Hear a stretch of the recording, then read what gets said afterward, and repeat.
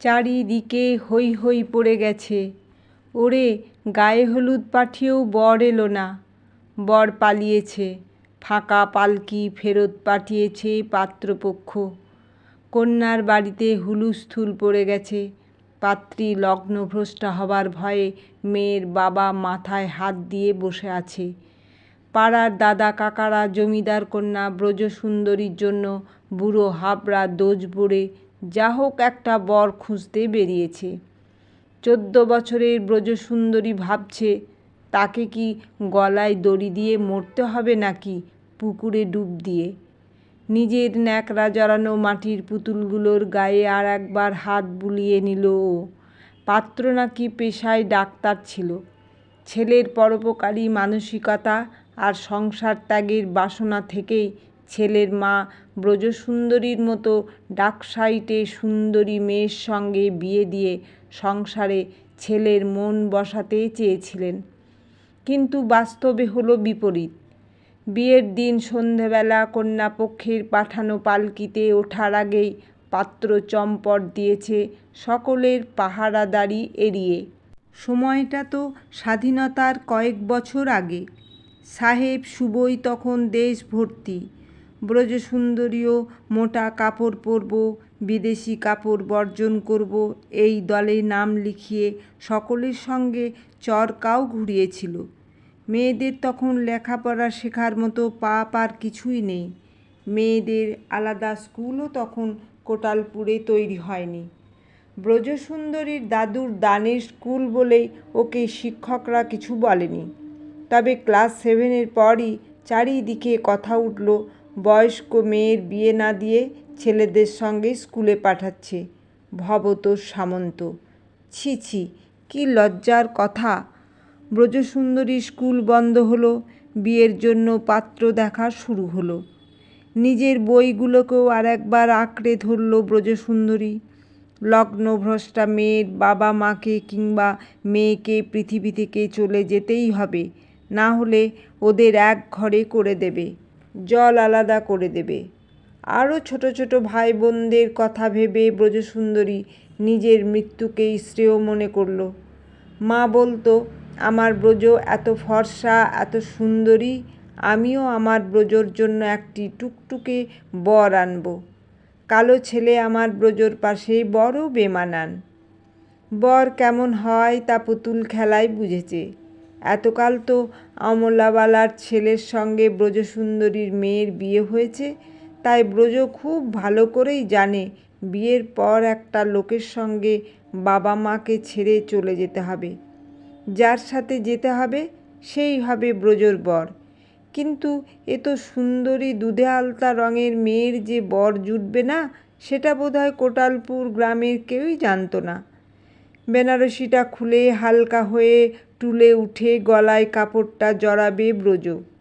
কাকিমা খুড়িমারা বলে গেছে, অলক্ষণে মেয়ের কপাল গো, আর একবার মায়ের গায়ের মিষ্টি মামা গন্ধটা পেলে মন্দ হতো না। কিন্তু উপায় নেই। ঘরের দরজাটা ভিতর থেকে বন্ধ করল ব্রজ। পিছন ফেরার সঙ্গে সঙ্গেই শঙ্খ আর উলুধ্বনিতে গম গম করে উঠল সামন্তদের জমিদার বাড়ির প্যান্ডেল বাঁধা উঠোন চত্বর। ওরে, বর এসেছে, উলু দে। ছোট খুড়িমার কথাটা কানে এলো ব্রজর। তাহলে কি পালিয়ে যাওয়া ডাক্তার পাত্র ফিরে এসেছে?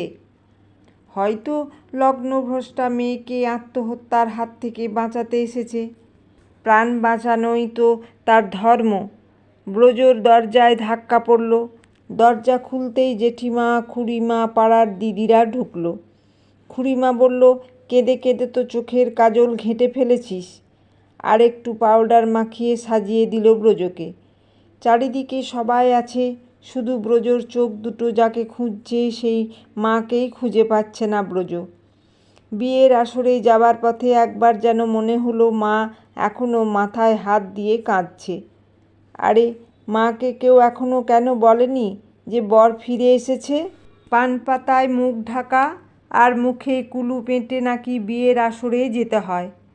শুভদৃষ্টি চোখ মেলে তাকা ব্রজ। ব্রজ তবুও তাকাতে পারল না।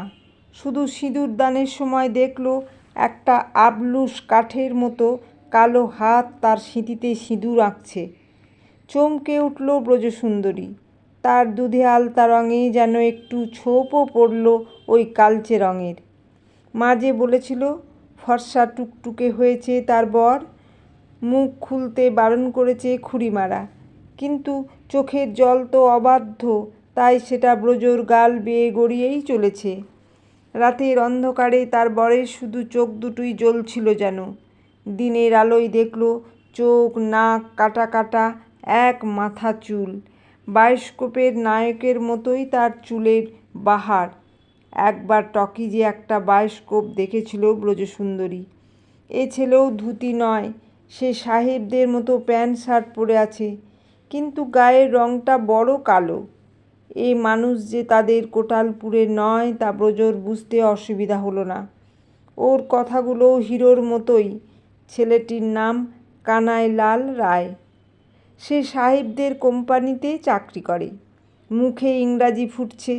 কদিনের ছুটিতে কোটালপুর মাসির বাড়িতে বেড়াতে এসেছিল। ব্রজর কাকা দাদারা 24-এর অবিবাহিত ছেলে দেখে প্রায় চাংদোলা করে তুলে নিয়ে এসেছে কানাইকে। কানাইয়ের মা ছোটোবেলাতেই মারা গিয়েছিলেন। বাবা দ্বিতীয় বিয়েও করেছেন। সৎ মা, দাদা, বৌদি কানাইকে প্রায় গৃহছাড়া করেছে। ও কলকাতার সাহেব কোম্পানির ঘরে একাই থাকে। হোটেলে খায় আর ছুটির দিনে গঙ্গার ঘাটে ঘুরে বেড়ায়। বই পড়া তার একমাত্র নেশা। হাতের লেখাটি তার আঁকার মতো। ব্রজ এতক্ষণে বুঝতে পারল কেন মা কিছুতেই ব্রজর সম্মুখীন হতে চাইছে না। একটা চালচুলোহীন ছেলের সাথে কোন বাপ মা মেয়েকে সংসার করতে পাঠাতে পারে? কানাই বেশ ভারিক্কি চালে বলল, আমি আজ একাই কলকাতা ফিরে যাচ্ছি। একটু বড় বাসা ঠিক করে বউকে নিয়ে যাব। ব্রজর বাবা ভবত সামন্ত হাঁ হাঁ করে উঠলেন। না না বাবা জীবন, তুমি ব্রজকে সঙ্গে করেই নিয়ে যাও। আমি সঙ্গে আর একজন কাজের লোক পাঠাচ্ছি, টাকা দিচ্ছি, তোমার কোনো অসুবিধা হবে না। কানাইলাল কোমরে হাত দিয়ে দাঁড়িয়ে বলল, টাকা? কিসের টাকা? মেয়ে বেচতে চান? কিন্তু আমি তো আমার স্ত্রীকে কিনতে আসিনি। জমিদার ভবত সামন্তর সামনে দাঁড়িয়ে আজ অবধি কেউ এমন করে জোর গলায় কথা বলেনি। ব্রজর মনে হলো এবার বাবা তার বরটাকে খুব জোরে থাপ্পড় মারবেই। ভয়ে ব্রজ চোখ বন্ধ করে নিল। মারের কোনো আওয়াজ না পেয়ে চোখ পিটপিট করে দেখল বাবা ওই আবলুস কাঠকে জড়িয়ে ধরে কত আদর করছে। অজান্তেই ব্রজর ঠোঁটটা অভিমানে ফুলে গেল। ওকে যে লোকটা গৃহছাড়া করছে, ওর বাবাকে যে উঁচু গলায় ধমকাচ্ছে, তাকেই বাবা আদর করছে। কলকাতায় এসে পরের দিন ভোরে ব্রজ ভয়ের চোটে কালো লোকটার হাতটাই চেপে ধরেছে। এত লোকজন, সাহেবের ফিটন গাড়ি, ঘোড়ার এক্কা গাড়ি, ট্রামের ঘণ্টি শুনে বেচারা প্রায় আধমরা।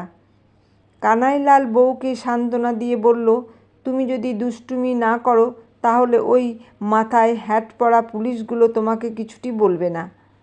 ব্রজ কানাইয়ের গা ঘেঁষে জড়সড় হয়ে চলছে। অবশেষে এক কুঠুরি একটা ঘরের সামনে এসে কানাই পকেট থেকে চাবি বের করল। ব্রজর মনে পড়ে গেল তাদের বিশাল উঠোন সংলগ্ন বড় বাড়িটার কথা। কানাই বলল, ব্রজ, তুমি ইংরাজি জানো? ব্রজ ঘাড় নেড়ে বলল, পড়তে শিখেছি, বলতে পারি না। কানাই হেসে বলল, আমি তোমাকে পড়ালে তুমি পড়বে? বলে কি তার স্বামী? বিয়ের পর ঠাকুরবাড়ির মহিলাদের মতো তাকেও পড়াবে? স্বামীর অকল্যাণ হবে যে। যতই অপছন্দের হোক, সেদিন মৃত্যুর মুখ থেকে এই মানুষটাই তো বাঁচিয়েছিল। ব্রজর শ্বশুর নেই এখানে, যা ননদ নেই, শাশুড়িও মৃত, শুধু এই অপরিচিত মানুষটাই সম্বল এই বিশাল শহরে।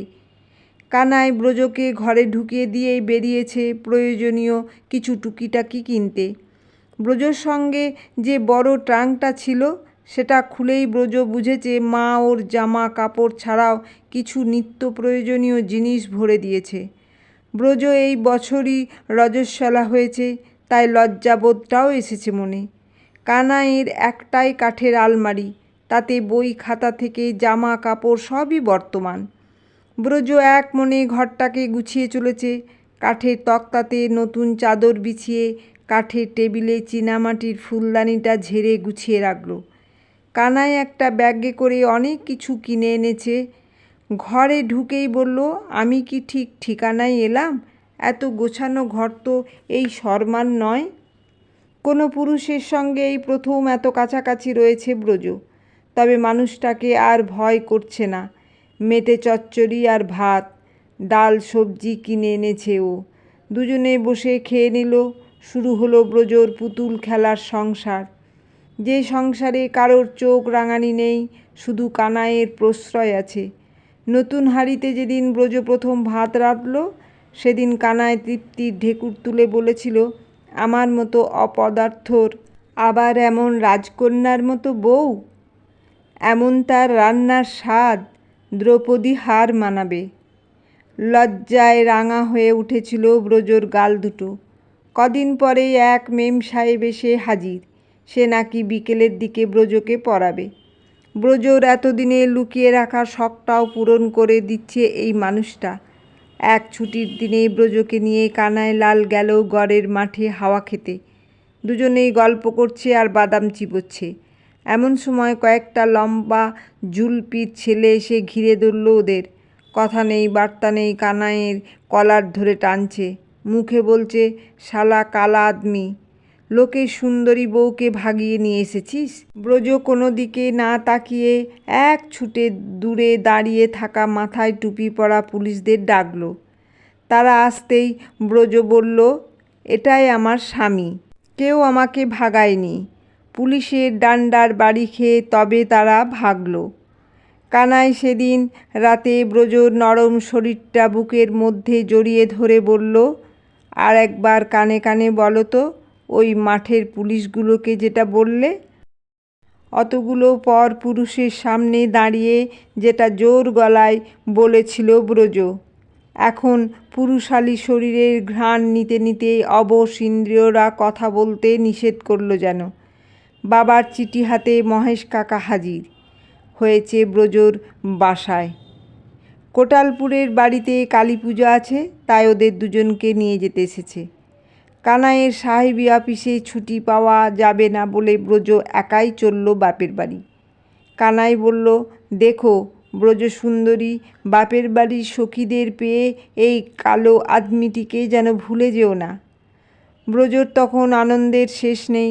কতদিন পর আবার কোটালপুরের বাড়ি, পুকুর ধার, মায়ের আদর। দিন সাথে কেটে গেছে বাপের বাড়িতে। ডুব সূর্যের আলোর দিকে তাকিয়ে ব্রজর মনটা হু হু করে উঠল। পুকুরের জলের দিকে তাকাতেই একটা বড় বড় চোখের টিকালো নাকের মানুষের ছবি ভেসে উঠল। আর কানের কাছে শুনতে পেল, কি গো ব্রজসুন্দরী, আমাকে ভুলে গেলে নাকি? চমকটা ভাঙল খুড়িমার ডাকে। লাজ লজ্জার মাথা খেয়ে ছোট জ্যাঠার কাছ থেকে পোস্ট কার্ড চেয়ে তাতে লিখতে শুরু করলো, শ্রী চরণেষু স্বামী, প্রায় দিন সাতেক হলো আমি বাড়িতে এসেছি। তোমার খাওয়ার বড়ই গোলযোগ হচ্ছে বুঝতে পারছি। হয়তো রাতে একা থাকতে তোমার অপদেবতার ভয়ও করছে। জামাতে ঘামের গন্ধ হচ্ছে নিশ্চয়ই। আর মেম সাহেবও ছাত্রীকে না পেয়ে নিশ্চয়ই রাগ করেছেন। তোমার ঘড়িটাও বোধহয় দম দেওয়ার অভাবেই সময় দিচ্ছে না, তাই 7 দিনেও একখানা পত্র লিখতে ফুরসত মেলেনি তোমার। আমার বাপের বাড়ি থেকে কলিকাতায় যাওয়ার সময় উপস্থিত হয়েছে। চিঠিটা শেষ করার আগেই ছোটদা চেঁচিয়ে বলল, ব্রজ দেখে যা কে এসেছে। বুকের ভিতরটা ধড়াস করে উঠল ব্রজর। জানলা দিয়ে দেখল মিষ্টির হাঁড়ি হাতে কানাই লাল ঢুকছে। নিজের এলোথেলো শাড়িটা ঠিক করে চুলটা আঁচড়াতে লাগলো ব্রজ। চিঠিটা লুকোনোর আগেই কানাই এসে হাত থেকে কেড়ে নিয়ে ব্রজকে শুনিয়ে শুনিয়ে পড়তে লাগলো ওর লেখা চিঠিটা। লজ্জায় কানাইয়ের বুকে মুখ লুকিয়ে বাঁচল ব্রজসুন্দরী। ঠিক করে এই অপছন্দের মানুষটা এতটা পছন্দের হয়ে উঠল, এতটা ভালোবাসার হয়ে উঠল, কিছুতেই বুঝতে পারল না ব্রজসুন্দরী। এখন শুধু বুঝতে পারছে এই মানুষটাকে ছাড়া ওর মন খারাপ হয়। বঙ্কিমচন্দ্রের উপন্যাসে একেই বোধহয় প্রেম বলে আখ্যা করেছেন লেখক। ব্রজ কান পেতে শুনছিল কানাইয়ের হৃদস্পন্দন। কলমে অর্পিতা সরকার।